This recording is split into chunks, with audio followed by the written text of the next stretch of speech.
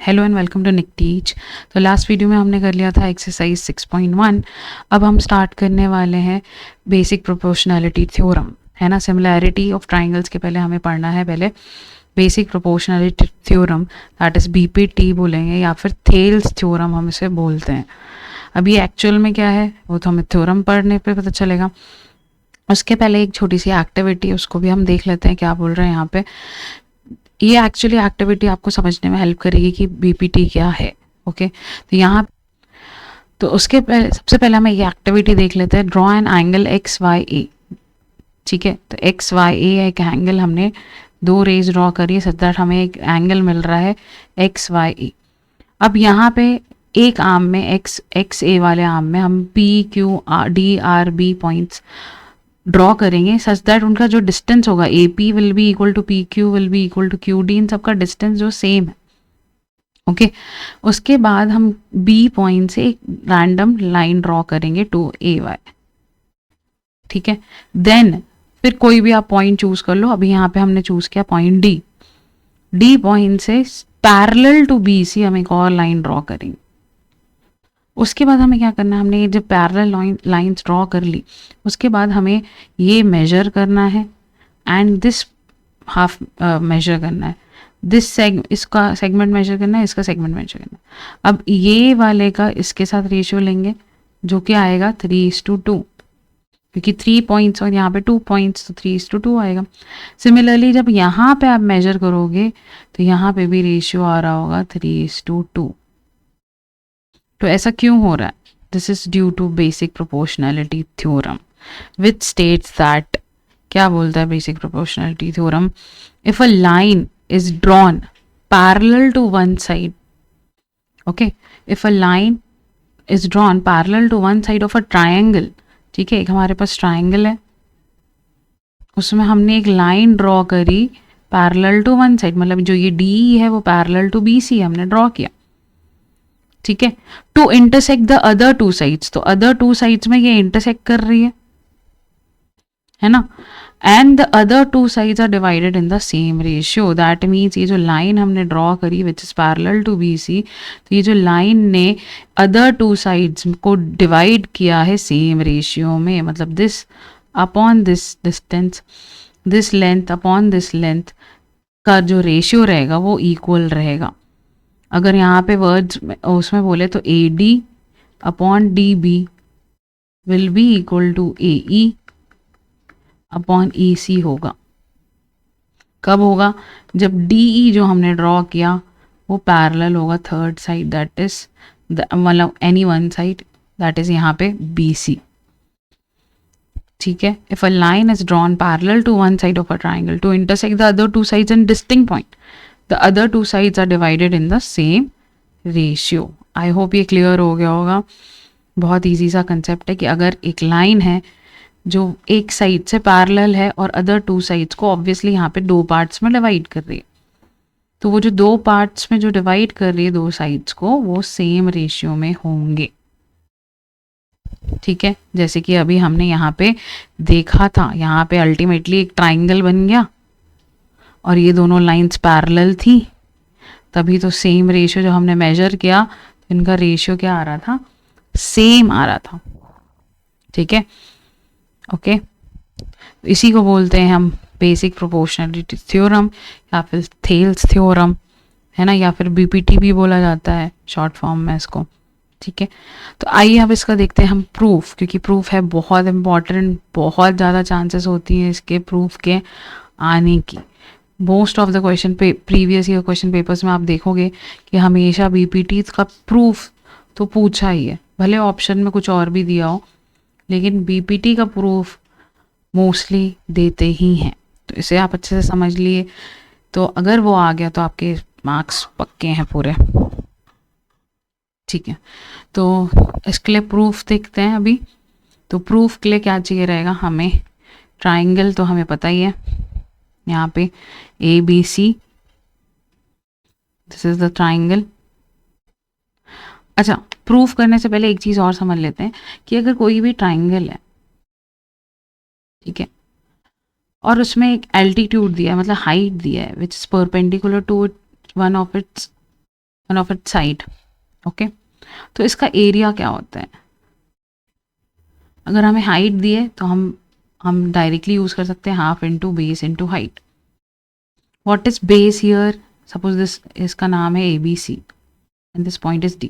तो यहाँ पे इस केस में बेस है BC and height is AD। तो आपको पहले परपेंडिकुलर चेक करना है। परपेंडिकुलर जहाँ पे बनता है वही बेस होता है। ठीक है, सपोज ये एक ट्राइंगल लेते हैं हम, ठीक है, ABC, और ये है इसकी, देखो हाइट बाहर भी हो सकती है, ज़रूरी नहीं। ठीक है, यहाँ ये 90 डिग्री बना रहा है। ओके, तो यहाँ इस केस में क्या होगा? हाफ इंटू हाइट तो ये है AD। What about base? Base है BC। ठीक है, हाइट तुम्हारी बाहर भी हो सकती है, perpendicular to which side it is perpendicular to BC ना, तो बेस इज BC। ओके, ये ध्यान रखना।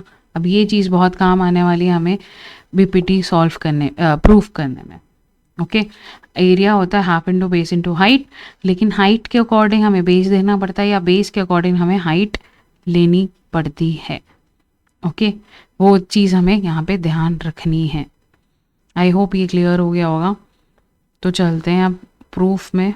तो प्रूफ में हमें क्या क्या गिवन है? First of all triangle ABC हमें गिवन है triangle ABC in which line is line parallel to BC। That means यहाँ पे हमें गिवन है कि जो DE है वो पैरेलल टू है BC। ये लिख लेंगे हम कि DE पैरेलल टू BC है। ठीक है, और what we need to prove? We need to prove AD upon DB is equal to AE upon EC की रेशियोज सेम है। तो सबसे पहले हम यहाँ पे कुछ कंस्ट्रक्शन करने वाले हैं, और वो कंस्ट्रक्शन क्या है पहले हम समझ लेते हैं। यहाँ पे ये ट्राइंगल है हमारा, तो कंस्ट्रक्शन है सबसे पहले यहाँ पे कि ये E पॉइंट से हम यहाँ पे एक परपेंडिकुलर ड्रॉप करेंगे। ठीक है, EN जो है हमारे परपेंडिकुलर है, वैसे ही DM भी हमारा एक परपेंडिकुलर है। ठीक है, और दूसरा कंस्ट्रक्शन होगा D और C को ज्वाइन करना, B और E को ज्वाइन करना। फर्स्ट स्टेप ये है हमारा कंस्ट्रक्शन। ठीक है, नेक्स्ट स्टेप हमें लेने हैं कुछ ट्राइंगल्स। कौन कौन से ट्राइंगल होंगे? वो ये ट्राइंगल दैट इज ADE, और दूसरा ट्राइंगल होगा हमारा DEB। ठीक है, दूसरा ट्राइंगल हमारा होगा DEB, ये वाला ट्राइंगल। ओके, अब इन दोनों ट्राइंगल्स का हमें एरिया फाइंड आउट करना है और इनका रेशियो लेना है। ओके, थोड़ी बातें क्लियर हो रही होगी। और सेकंड में भी हमें दो ट्राइंगल लेने हैं। कौन कौन से? अगेन ADE तो लेंगे ही लेंगे, और उसके साथ रेशियो लेंगे एरिया का DEC के साथ। तो आप यहाँ पे देख पा रहे हैं कि हम 4 ट्राइंगल ले रहे हैं। एक तो कॉमन ही है ADE दोनों में, बाकी दूसरे हैं DEB एंड DEC। ऑलराइट, तो ठीक है, अब इनका हमें एरिया लेना है। तो अब एरिया कैसे लेंगे? ठीक है, तो सबसे पहले आता है ADE। अब जब ADE और DBE का हम कंपैरिजन कर रहे हैं, ये वाली ट्राइंगल का और ये वाली ट्राइंगल का, ठीक है, तो एरिया देखेंगे पहले ADE का। अगर हम एरिया देखें तो हाफ इंटू बेस। अब ये यहाँ देखो EN हमारा परपेंडिकुलर है, तो बेस क्या होगा? AD होगा, तो बेस होगा AD, और EN हमारा परपेंडिकुलर है तो EN हमारी हाइट होगी। सिमिलरली हम एरिया लेंगे ट्राइंगल DEB का, तो हाफ इंटू बेस। अब यहाँ पे बेस क्या है और हाइट क्या है जरा देख लेते हैं। जब हमने DBE लिया तो यहाँ से देखो E से परपेंडिकुलर ड्रॉप हो रहा है, मतलब हाइट जो है हमारी EN है। बेस क्या है, कहाँ पे हो रहा है? ऑब्वियसली DB को एक्सटेंड कर रहे हैं, वहां पे हो रहा है, तो DB हमारा बेस है। ठीक है, क्लियर? तो ये भी हो गया area of ADE and area of DEB। अब इन दोनों का हमें क्या लेना है, रेशियो लेना है, ठीक है। तो और ऐसे ही लिखना है हमें, तो इसका मैं बता देती हूँ कैसे लिखेंगे, ठीक है। तो ये हमने कंस्ट्रक्शन वाला पार्ट लिख लिया, फिर उसके बाद ADE का एरिया निकाल लिया, है ना, AD इंटू और DEB का या फिर BED जो भी बोलो उसका एरिया हमने निकाल लिया, ठीक है। यहाँ तक हमारा अभी सारे स्टेप्स कंप्लीट हो गए। अब बाकी और उसके बाद हमने फिर क्या करना है, हमें दोनों का रेशियो लेना है।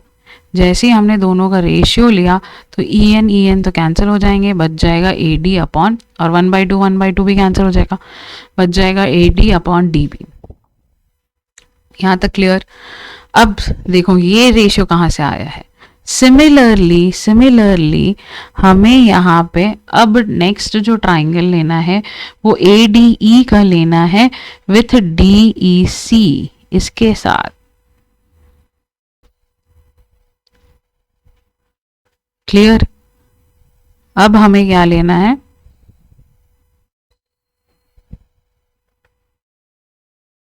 हमें ADE का DEC के साथ रेशियो लेना है। अगेन जब यहाँ पे एरिया ऑफ ट्राइंगल ADE करेंगे हम, ठीक है, तो अब इस बार हम बेस लेंगे AE, है ना, तो half into base AE into height. Height क्या है अब यहाँ पे DM, इसके AE के परपेंडिकुलर क्या है DM। पहले वाले में AD क्यों लिए थे, क्योंकि हम ADE का रेशियो ले रहे थे DEB के साथ, इन दोनों का रेशियो आना चाहिए। दैट्स वाई उस टाइम हमने इस ट्राइंगल का एरिया में बेस लिया था AD।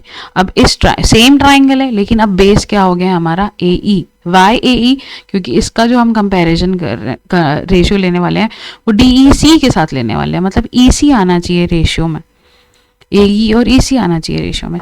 इसलिए फॉर दिस केस बेस हो जाएगा AE, और AE अगर बेस है तो DM हमारी हाइट हो जाएगी।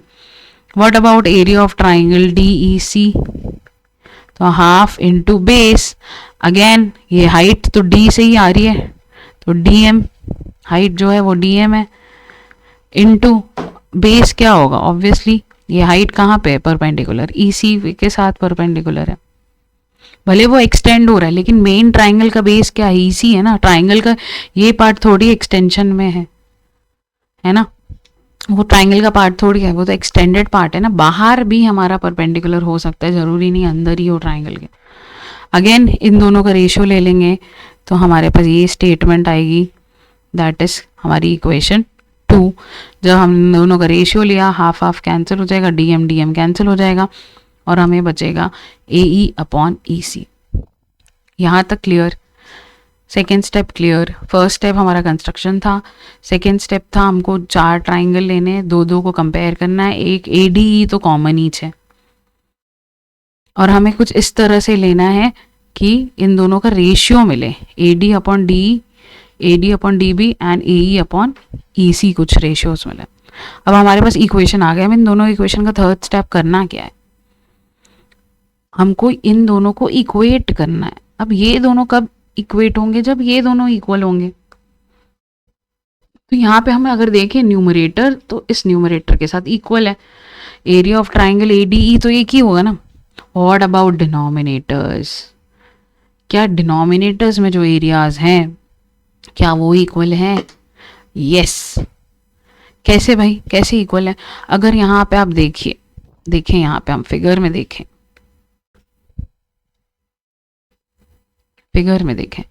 तो ये जो ट्राइंगल है DEB और DEC, ये दोनों ट्राइंगल्स दो पैरेलल लाइन के बीच में बन रहे हैं और इनका बेस, ये बेस सेम है। तो according to one of the theorem, जब ऐसा होता है तो दोनों ट्राइंगल्स का एरिया सेम होता है, ठीक है। तो triangle BDE and DEC are on the same base and between the same parallel lines BC and DE, so area of BDE and area of DEC are equal. तो numerator तो equal थे ही, अब डिनोमिनेटर भी equal हो गए हैं, है ना, अभी हो गए, हमने कर लिया। तो ऑब्वियसली जब वो दोनों इक्वल हो गए तो उनका मतलब उन लोगों का LHS इक्वल हो गया तो RHS भी इक्वल हो जाएगा। ठीक है, आपको ये स्टेप्स याद रखने पड़ेंगे, अदरवाइज ये नहीं बनेगा।